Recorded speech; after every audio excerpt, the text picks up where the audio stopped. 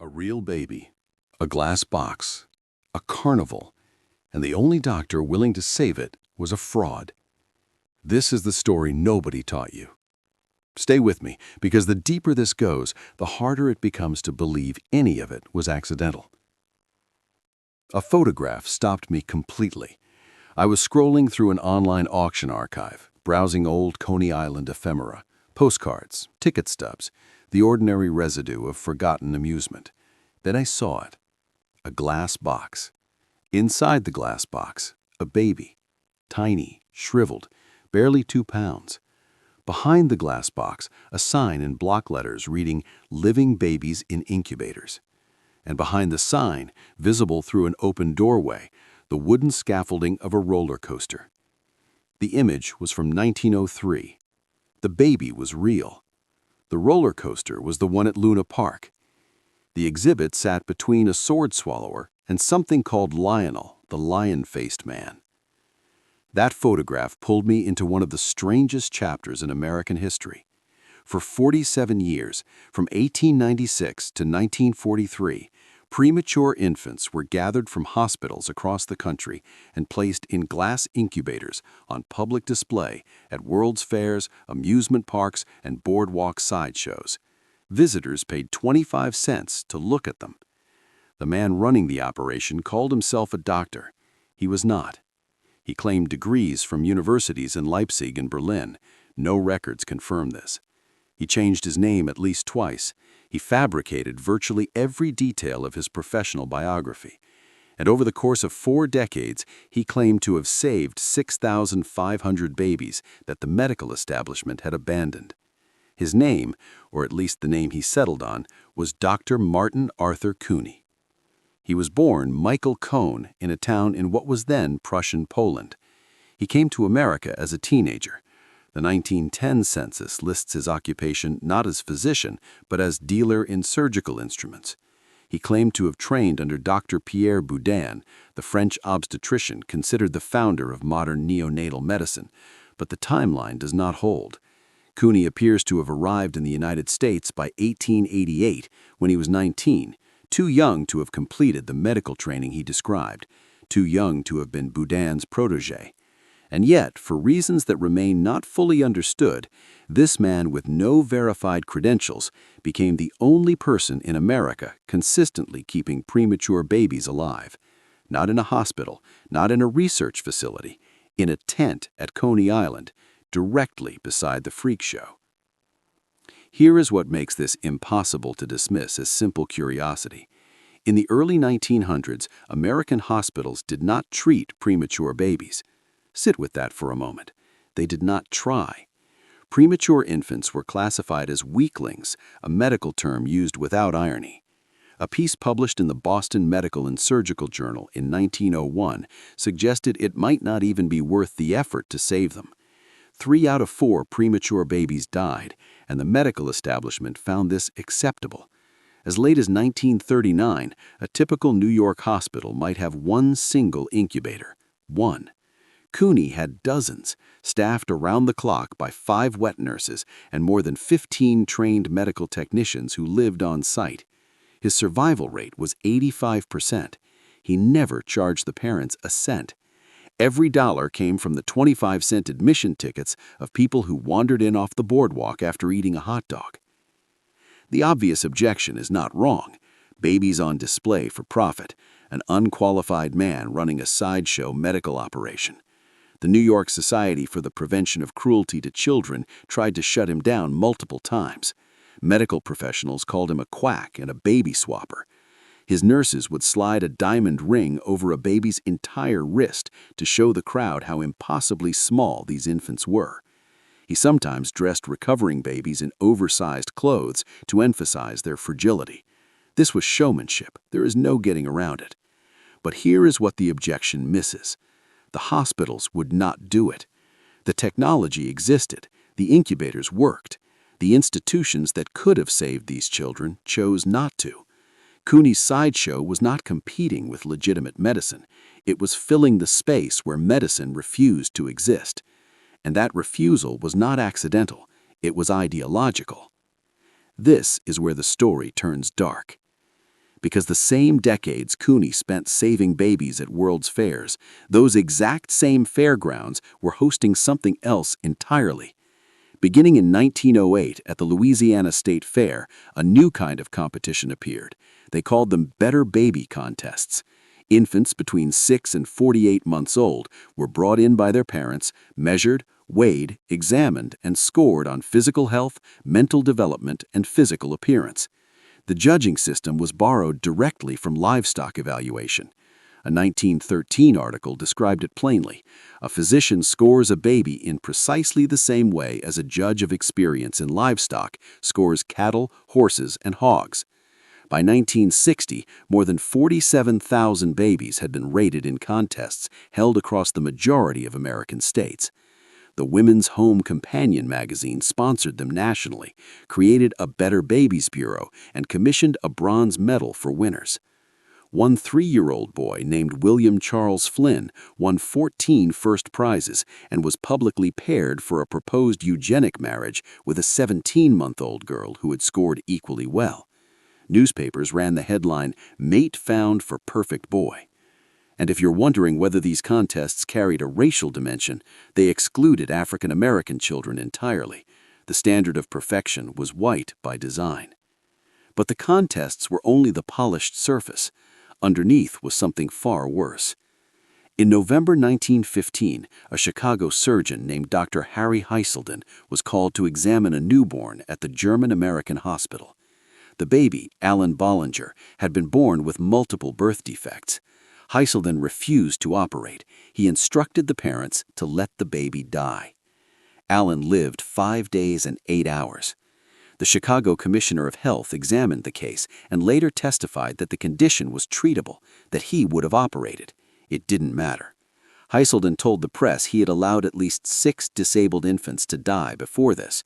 He estimated the same was happening at least 1 per day across Chicago alone. A coroner's jury of 6 physicians cleared him. Helen Keller wrote an article in support of his decision. In 1917, Heiselden produced and starred in a propaganda film called The Black Stork, dramatizing his campaign. The newspaper advertisement read, "Kill defectives, save the nation, and see the Black Stork." That film played in theaters across America for over a decade. Here is where the story turns dark. Because the same decades Cooney spent saving babies at World's Fairs, those exact same fairgrounds were hosting something else entirely. Beginning in 1908 at the Louisiana State Fair, a new kind of competition appeared. They called them Better Baby Contests. Infants between 6 and 48 months old were brought in by their parents, measured, weighed, examined, and scored on physical health, mental development, and physical appearance. The judging system was borrowed directly from livestock evaluation. A 1913 article described it plainly. A physician scores a baby in precisely the same way as a judge of experience in livestock scores cattle, horses, and hogs. By 1960, more than 47,000 babies had been rated in contests held across the majority of American states. The Women's Home Companion magazine sponsored them nationally, created a Better Babies Bureau, and commissioned a bronze medal for winners. One 3-year-old boy named William Charles Flynn won 14 first prizes and was publicly paired for a proposed eugenic marriage with a 17-month-old girl who had scored equally well. Newspapers ran the headline, "Mate Found for Perfect Boy." And if you're wondering whether these contests carried a racial dimension, they excluded African American children entirely. The standard of perfection was white by design. But the contests were only the polished surface. Underneath was something far worse. In November 1915, a Chicago surgeon named Dr. Harry Heiselden was called to examine a newborn at the German-American hospital. The baby, Alan Bollinger, had been born with multiple birth defects. Heiselden refused to operate. He instructed the parents to let the baby die. Alan lived 5 days and 8 hours. The Chicago Commissioner of Health examined the case and later testified that the condition was treatable, that he would have operated. It didn't matter. Heiselden told the press he had allowed at least 6 disabled infants to die before this. He estimated the same was happening at least 1 per day across Chicago alone. A coroner's jury of 6 physicians cleared him. Helen Keller wrote an article in support of his decision. In 1917, Heselden produced and starred in a propaganda film called The Black Stork, dramatizing his campaign. The newspaper advertisement read, "Kill defectives, save the nation, and see the Black Stork." That film played in theaters across America for over a decade. Here is where the story turns dark. Because the same decades Cooney spent saving babies at World's Fairs, those exact same fairgrounds were hosting something else entirely. Beginning in 1908 at the Louisiana State Fair, a new kind of competition appeared. They called them Better Baby Contests. Infants between 6 and 48 months old were brought in by their parents, measured, weighed, examined, and scored on physical health. Now pull the lens back further. The same decades, 1854 to 1929. While Cooney is displaying premature babies at amusement parks and eugenicists are scoring infants at state fairs, something else is happening: the orphan trains. Between 1854 and 1929, an estimated 200,000 to 250,000 children were loaded onto trains in East Coast cities and shipped to rural families across the Midwest. The Children's Aid Society and the New York Foundling Hospital ran the programs. Children were lined up at train stops and inspected by prospective families in scenes that witnesses compared to livestock auctions. As many as 25% of these children have living parents. The Foundling Hospital sewed numbered tags into the children's clothing for identification. Catholic and Protestant organizations ran separate trains to ensure children were placed with same-faith families. By the time the last train ran in 1929, 250,000 children had been redistributed across the country with remarkably little documentation. No comprehensive database exists. Most never reconnected with their biological families. An estimated 2 million descendants are alive today, many with no idea their family tree passes through an orphan train depot. And here is where I need to be careful. I am about to describe a pattern, and patterns can deceive. Maybe I am seeing connections where only coincidence exists. But consider this. Between 1900 and the 1920s, hundreds of postcards circulated across Europe and the United States depicting babies growing in cabbage patches, not as jokes, as birth announcements. Known in French-speaking countries as faire part fantaisie, these postcards showed infants being harvested from gardens, fished from rivers, hatched from eggs, transported by train. They were produced in multiple countries in multiple languages by anonymous studios. Salvador Dalí collected them. André Breton collected them. The genre was so prolific that scholars still cannot account for the sheer volume. Some of the postcards, when translated, reference repopulation, relocation, and the selling of babies, and they circulated in the exact same decades as the incubator exhibits, the orphan trains, the eugenics contests, and the mass sterilization programs. Maybe I am wrong. Maybe there is no connective tissue between a carnival showman saving babies in glass boxes, a medical establishment deciding which infants deserve to live, a system shipping 200,000 children across the country by rail, and hundreds of anonymous postcards depicting babies as agricultural products.